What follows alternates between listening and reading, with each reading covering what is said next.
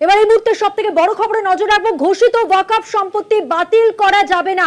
ঘোষিত ওয়াকফ সম্পত্তি বাতিল করা যাবে না। মোতোয়ালি ব্যবস্থা বহাল, কালেক্টরের সিদ্ধান্তে ক্ষমতা থাকবে না। ওয়াকফ বোর্ড বহাল থাকবে। নতুন সদস্যতা নিয়োগের বিষয় খতিয়ে দেখবে আদালত। মামলার নিষ্পত্তি না হওয়া পর্যন্ত বহাল থাকবে আদেশ। বিস্তারিত জানবো, আমাদের সঙ্গে নিউজরুম থেকে রয়েছেন আমাদের প্রতিনিধি পীযূষ কান্তি নাগ। পীযূষ দা, দেখো, ওয়াকফ সম্পত্তির সংশোধনী আইনকে চ্যালেঞ্জ জানিয়ে সুপ্রিম কোর্টে যে মামলা দায়ের হয়েছিল তার আজকে দীর্ঘ শুনানি হয়। এই 3 বিচারপতির বেঞ্চে শুনানি চলাকালীন প্রধান বিচারপতির নেতৃত্বে এই বেঞ্চ কিন্তু একটি অন্তর্বর্তীকালীন স্থগিতাদেশ জারি করেছে। সেই স্থগিতাদেশে পরিষ্কার বলা হয়েছে যে সমস্ত ওয়াকফ সম্পত্তি এখনও পর্যন্ত রয়েছে সেই সম্পত্তি একদম বহাল থাকবে এবং সেই সম্পত্তি এই মুহূর্তে কোনোভাবেই বাতিল করা যাবে না আদালতের মামলার নিষ্পত্তি না হওয়া পর্যন্ত।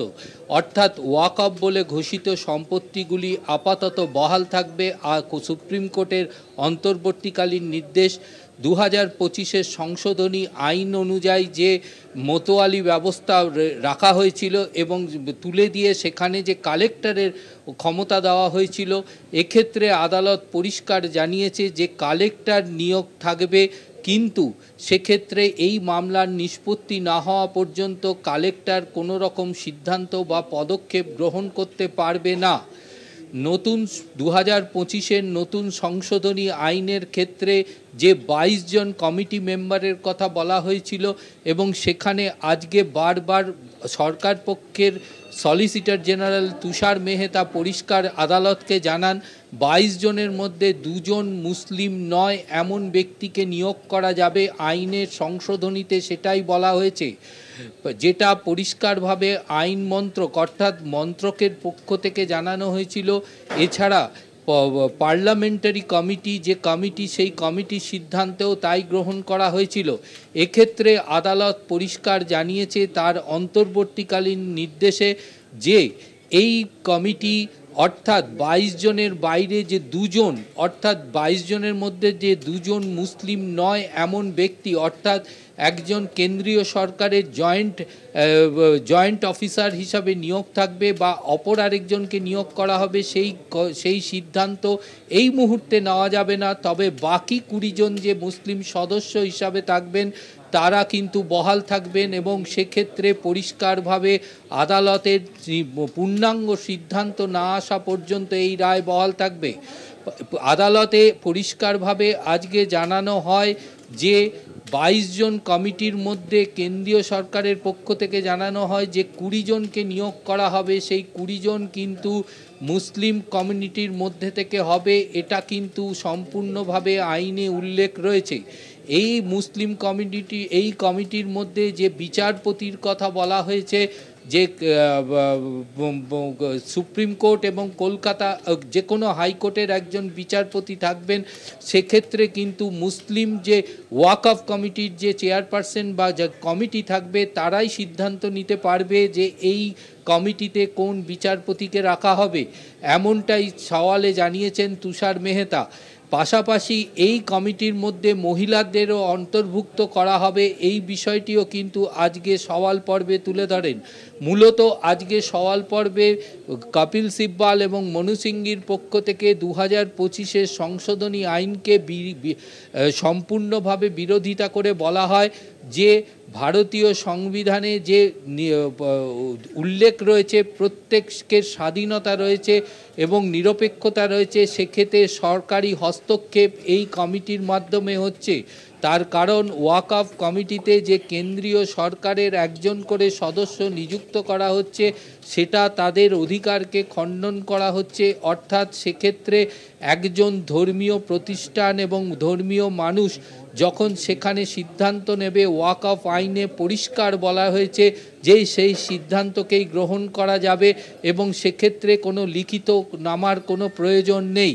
পাশাপাশি নতুন সংশোধনী আইনে যে 5 বছরের প্র্যাকটিসের কথা উল্লেখ রয়েছে, সেক্ষেত্রে কপিল সিব্বালের সওয়াল ছিল যে কোনো পরিবার ওয়াকফ কমিটিতে যারা সম্পত্তি দান করেন তারা কিন্তু মুসলিম পরিবারেরই হন।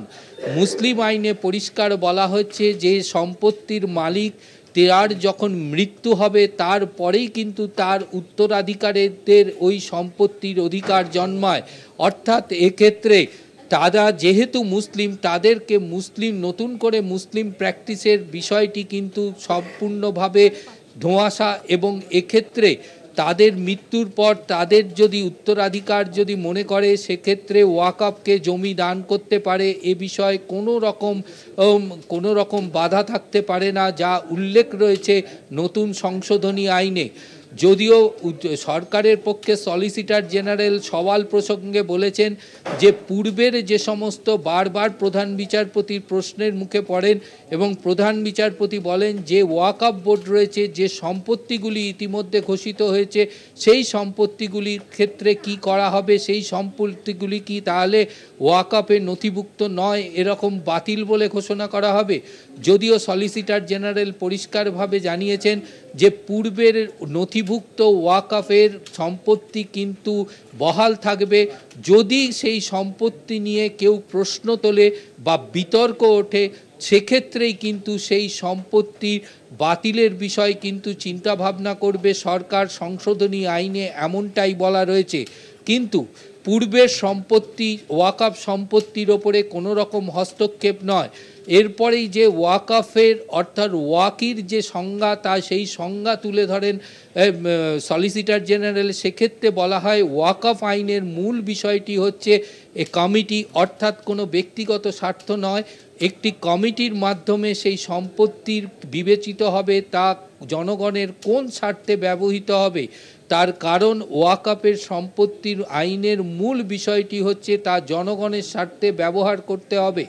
এক্ষেত্রে কিন্তু পরিষ্কারভাবে কেন্দ্রীয় সরকারের সলিসিটর জেনারেল আদালতে বলেন যে এই ব্যবস্থার মধ্যে দিয়ে কিছু বিতর্কের সৃষ্টি হয় এবং সেই বিতর্ককে দূর করার জন্যই এই কমিটি গঠন করার সিদ্ধান্ত নেওয়া হয়েছে এবং সেটা মন্ত্রণালয় থেকে এবং জেপিসি কমিটির দ্বারা সিদ্ধান্ত হয়েছে।